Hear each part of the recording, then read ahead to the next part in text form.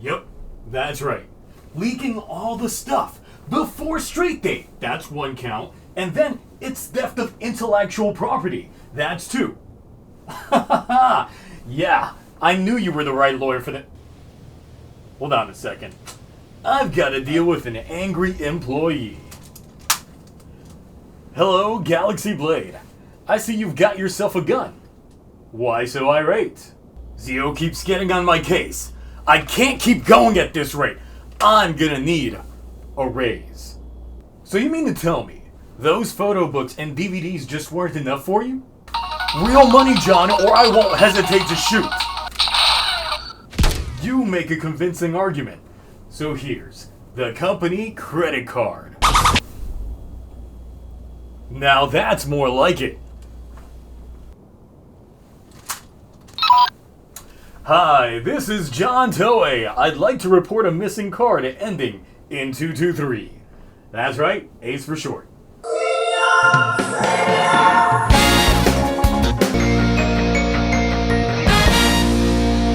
The season finale is here, and Geats gets unleashed, as well as the plot up to this point just doesn't add up. But hey, the final fight though was enough to elevate things for me. So let's take a quick look at this week's Geats. When we last left Face, he was getting down.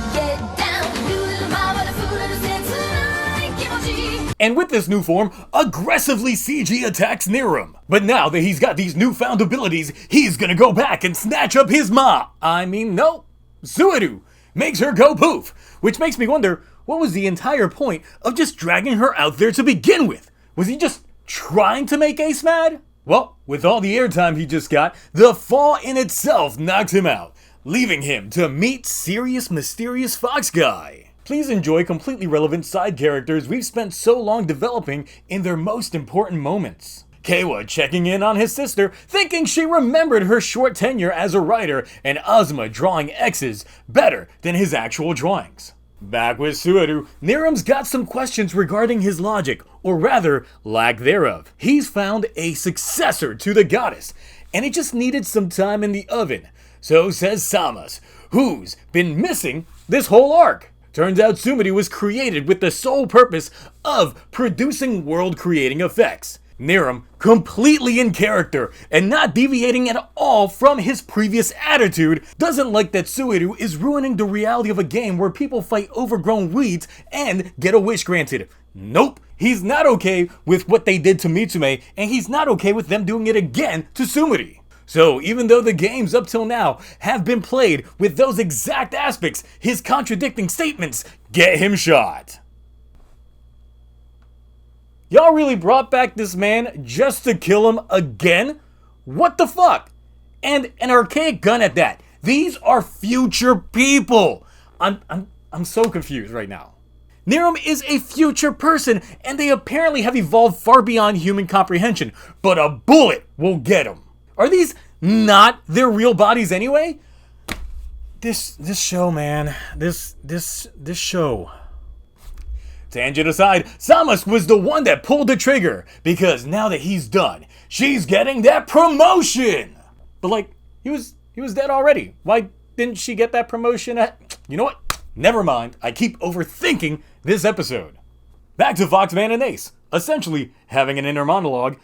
Foxman warns Ace of his newfound powers and roasts Ace for the fact that he's lived over 2,000 years and hasn't done jack shit for his mom. So, what's he after?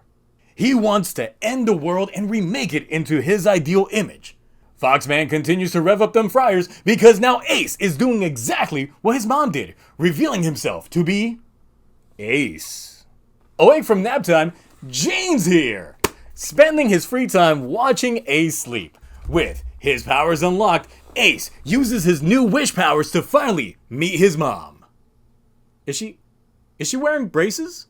I thought future people were designed. You mean they designed her with the need for braces? Anyway, look, who cares? Because she's finally talking to Ace. Mentally.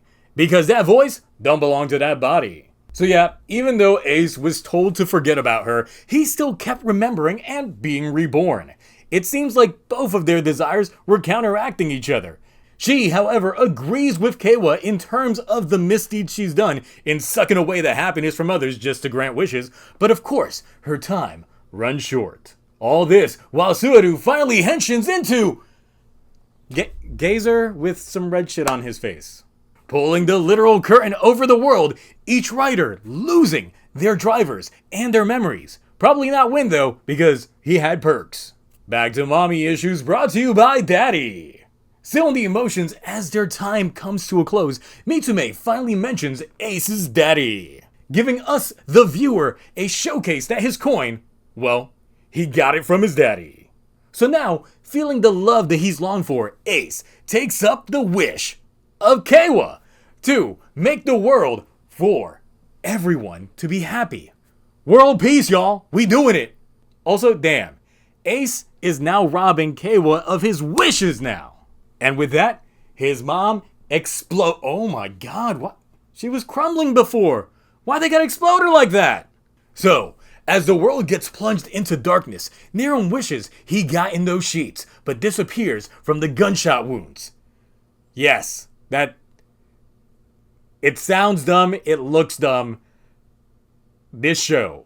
So as they wrap it up on set, Ace reveals himself to Sueru, since using his newfound abilities, the effects of the season finale didn't affect him. Because it's episode 38. They're about 12 episodes too short from that finale.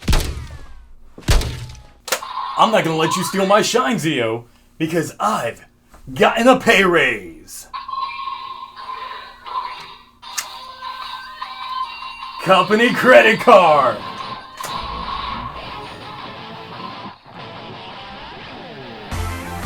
Say hello to King Form! Bruh, you look like you run the Great Value version of the Playboy Mansion. Joke's on you, I will see you at Denny! Bro, we got banned! There was a cease and desist! Then Walmart! Walmart it is! Your burning form versus my King Form! Maybe. Look, just do your little commentating thing. I'm gonna go type up some shit. Don't tell me how to do my job, but speaking of promotions, here's Ace, splitting that boost buckle, transforming into Geats 9. So powerful that he uses the reality of the world to his will, destroying buildings just to bring them back. Can Dry-Eyed Gazer handle this new godly transformation? Well, with the bits on hand, Geats got that boost power unlocked. But combining the bits lets him ricochet Geats into a building just to have him come back. So, when that doesn't work, whips. Oh. Taking that gun and making it a sword, he sends the Belmont reject back to Packet. Knocking him to the ground and reforming the ground around him, giving Gazer the most stylish disrespect this man has ever seen. Damn. So, it's fourth wall time? You know Ace can't break that fourth wall. Oh, you're gonna add a fifth wall. Genius! That's gonna be effective as Ace succeeds, actually breaking through all four walls, but that final security measure seems to have blocked it. So, how about a kick to the sword and give that boost to get through? And with that, Sueru is fine, picking up that vision driver, and I will see you at Walmart. Sure, my guy. Look, you already know how this will go. Anyway, with this episode of Geats, we get the debut of Geats 9. So with that, let's talk forms.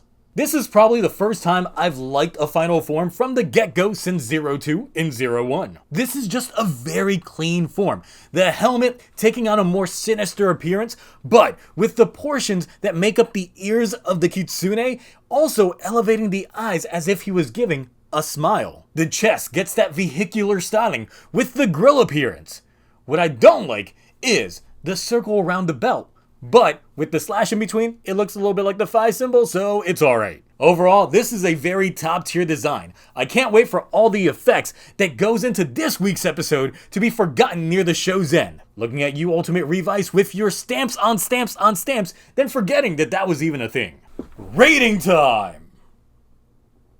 So, this episode had several inconsistencies with how the show has been for a few characters and left me just scratching my head in a few moments. The saving grace of this episode really was the debut and the fight with Geats 9. So with that, it's getting the Ace A.